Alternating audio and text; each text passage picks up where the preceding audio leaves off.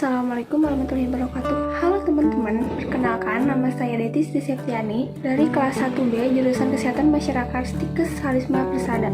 Kali ini saya akan menjelaskan tentang materi proses terjadinya penyakit. Yang pertama ada pengertian penyakit, yaitu kegagalan dari mekanisme adaptasi suatu organisme untuk beraksi secara tepat terhadap rangsangan atau tekanan sehingga timbul pada gangguan pada sistem atau fungsi dari tubuh. Selanjutnya ada perkembangan teori terjadinya penyakit, yaitu yang pertama ada teori kontagion, yaitu kontak person to person. Yang kedua ada teori Hippocrates, yaitu pengaruh lingkungan seperti air, udara, tanah, dan cuaca. Yang ketiga ada teori humoral, yaitu gangguan keseimbangan cairan dalam tubuh putih, kuning, hitam, merah. Bila terjadi ketidakseimbangan, timbul penyakit. Jenis penyakit tergantung pada jenis cairan yang dominan.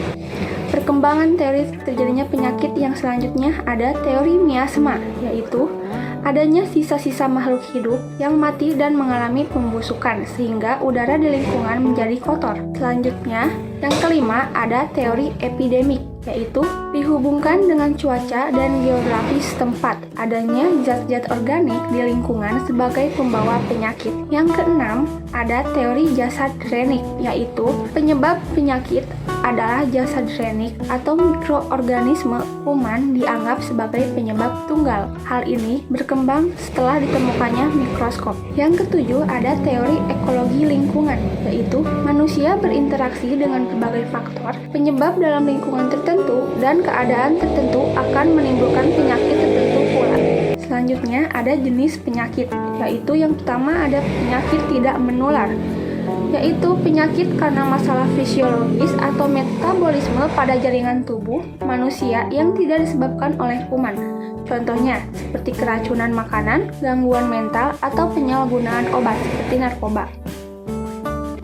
Selanjutnya ada penyakit menular, yaitu penyakit karena kuman. Contohnya seperti virus, bakteri, amoeba, atau jamur. Contoh penyakitnya seperti TBC, flu burung, dan rabies. Selanjutnya ada penyakit kronis, yaitu penyakit yang berlangsung sangat lama. Contohnya AIDS dan kanker. Selanjutnya ada tahap perkembangan penyakit. Yang pertama ada tahap prepatogenesis, yaitu daya tahan tubuh host atau pasien menurun, penyebab belum ditemukan. Yang kedua ada tahap inkubasi, yaitu penyakit masuk ke tubuh pasien, gejala belum nampak. Yang ketiga ada tahap penyakit dini atau sakit ringan. Yang keempat ada tahap penyakit lanjut, yaitu penyakit bertambah hebat atau bertambah parah. Yang kelima ada tahap penyakit akhir, yaitu perjalanan penyakit berhenti atau akan sembuh si pasiennya.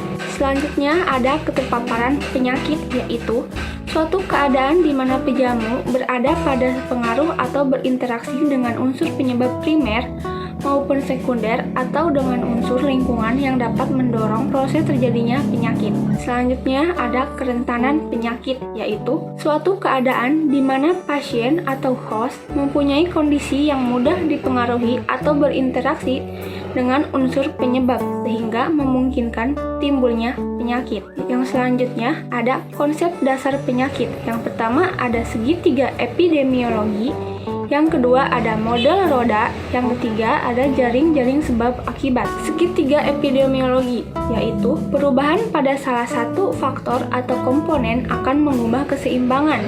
Hubungan ketiga komponen digambarkan sebagai tuas dalam timbangan atau environment sebagai penumpuk. Segitiga epidemiologi dibagi menjadi tiga. Yang pertama host atau pejamu, yang kedua ada environment, yang ketiga ada agen. Di sini kita akan membahas tentang host dulu ya. Yang pertama ada host atau penjamu.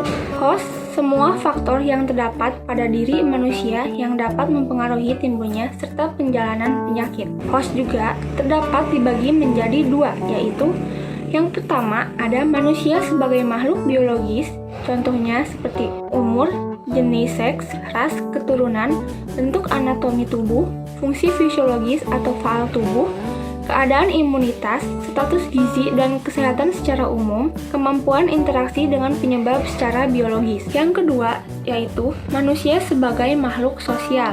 Misalnya, adat istiadat, agama, hubungan keluarga, pendidikan, pekerjaan, serta perkawinan, kebiasaan hidup, dan hidup sehat. Selanjutnya ada agen, yaitu suatu substansi atau elemen tertentu hidup atau tak hidup yang kehadirannya atau ketidakhadirannya bila diikuti dengan kontak yang efektif dengan manusia yang rentan dalam keadaan yang memungkinkan akan menjadi stimulan untuk menimbulkan atau memudahkan terjadinya proses penyakit. Selanjutnya ada klasifikasi agen. Yang pertama ada agen nutrien, yang kedua ada agen kimia, yang ketiga ada agen biologis, yang keempat ada agen fisik, dan kelima ada agen mekanis. Selanjutnya ada sifat agen biologis, yaitu yang pertama ada pathogenicity, adalah kemampuan agen untuk menimbulkan reaksi pada host sehingga timbul penyakit.